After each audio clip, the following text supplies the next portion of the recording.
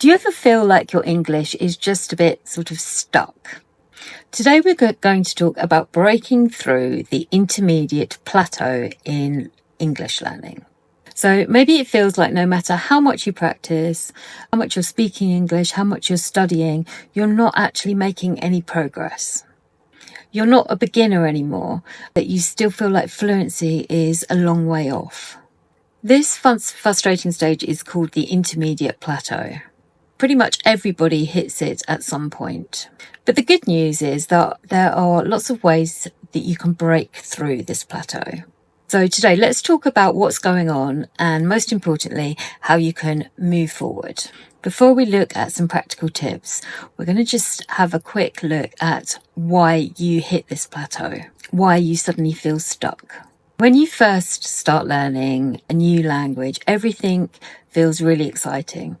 Every new piece of vocabulary, every expression, every milestone you hit feels like an achievement. I started learning Mandarin this year and I'm still on a kind of a high. I feel really motivated because every day I'm making what seems like massive progress. Let's be real. Sooner or later, I'm going to hit a wall. And when you hit intermediate level, sometimes progress can really slow down. And suddenly the language learning seems less satisfying and more frustrating. But this is completely normal. The key thing here is not to get stuck and do the same things that you did when you were a beginner. You need to mix things up a little bit and adjust your approach. So why does it happen? There are a few reasons. First of all, there's the vocabulary gap. First, roughly 100 words that you learn in English cover about 50% of daily conversations. But to reach 98% comprehension, you need about 10,000 words. The more advanced you get, the harder it becomes to pick up new vocabulary because this vocabulary appears less often. Also, as you're progressing, your brain forgets things that you learned before. Without regular practice, your passive, this kind of passive knowledge will slowly disappear. So you need to make sure that you're still exposing yourself to this language and using this language.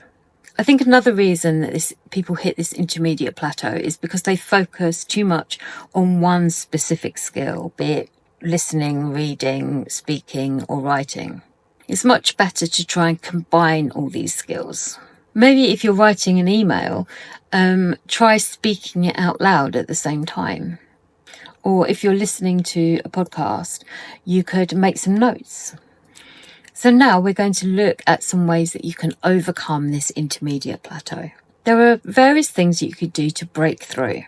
The first suggestion that I've got for you today is to start thinking in English. I actually made a whole video about this. I'll put the link up here and I'll also include it in the description in case you're interested in watching. Instead of translating everything, try and think directly in English. Now, this is a habit that you can actually sort of gradually form on a daily basis. It could be that when you're doing something, you're narrating your daily activities for 10 minutes a day. You could describe what you're doing, what you can see around you, or what you're going to do next. The more you practice thinking in English, the easier it will become. My second suggestion is to try and expand beyond set textbook phrases. Many intermediate learners rely on safe, familiar sentence structures, but challenge yourself to learn some more idiomatic language, collocations, chunks of language, idioms and phrasal verbs in context. And then be brave and try and use them. So, for example, instead of saying, I don't know, you could say, I'm not sure off the top of my head. If you try using this in a conversation, it might fall flat. You might feel like it wasn't the appropriate phrase to use, but you might feel like it was exactly the phrase to use for that specific time, and it's received well by the person that you're speaking to. You can then go on and use it with confidence in the future. Number 3 is to practice messy speaking, and lots of people are horrified by this. I'm aiming for perfection, not messiness. However, language is messy. Stop worrying quite so much about mistakes and focus instead on communicating your message. Striving for perfection is just going to create frustration. So instead, focus on this idea of communication. And this will help you to build your confidence. Aiming for perfection isn't going to do anything for your confidence. My next point is to step out of your comfort zone. So by this, I mean challenge yourself to speak about or to explore new topics, things that you wouldn't usually dare to try and speak about in English. When I say this, still keep it relevant to you. So don't start learning about English for talking about space travel. When unless you're an astronaut, you're not going to need this English. But try and speak about things that you do care about in more depth. Try and put your more complex opinions into English. My next point is to speak more often. It's really quite sort of tempting to just read, to watch shows on Netflix and think, oh yeah, I'm practicing my English. But you need to be producing English. That could be, having a short conversation with a friend. It could be journaling in English. Now, maybe you haven't got anybody to speak to, but in another video that I'll put up here and in the description below, I talk about ways that you can practice speaking English on your own. Of course, you can also join conversation clubs or join in public forums, or even just leave a comment on a video or on an Instagram post. The next point is to mimic real spoken English. This is shadowing. When you shadow, you listen to usually a native speaker say something, and then you repeat, making sure that you copy the intonation and rhythm. You can use materials like podcasts or YouTube videos to do this, or even movies. I always say try shadowing a character or a person you can actually relate to. So for me, for example, I wouldn't try shadowing Donald Trump. Me and Donald Trump have nothing in common. Oops, I'm going off topic. Okay, the next point that I wanted to make is to learn to paraphrase. And this is something that I do quite a lot with my students.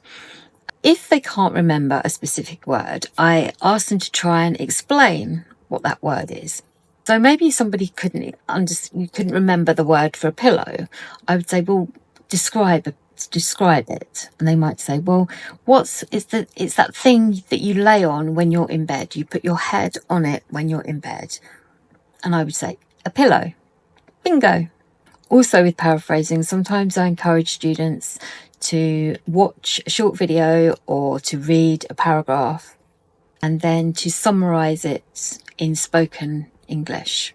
It's a really good practice to get into. My next point is to track your progress. You could keep a learning journal where you keep track of how you're doing and what you're struggling with. You could record a monthly speaking video. This is really useful for looking back on and seeing how far you've come. And on a weekly basis, you could set yourself small achievable goals, maybe learning to 10 new expressions and actually using them. This will help you keep motivated, and it will give you a record to look back on when you're thinking, I haven't actually improved. You'll be able to look back and think, well, maybe I have improved. Finally, I think it's important to remember to enjoy the journey. We focus so much on progress that we forget to enjoy the actual process. English or any second language can be really enjoyable. You could watch comedy. You could maybe follow social media accounts in English or play games in English. It's about finding what works for you and what gives you pleasure. But remember, it's not about perfection, it's about communication. If you've watched the video so far and you've understood most of what I'm talking about, then you're doing great. So instead of obsessing about being stuck, try and focus on small, achievable changes that you can make to slowly improve. You're not actually stuck, you're in the process of moving forward very slowly. If you found this video useful, then give me a thumbs up, or even better, subscribe. I make new videos every week, sometimes twice a week.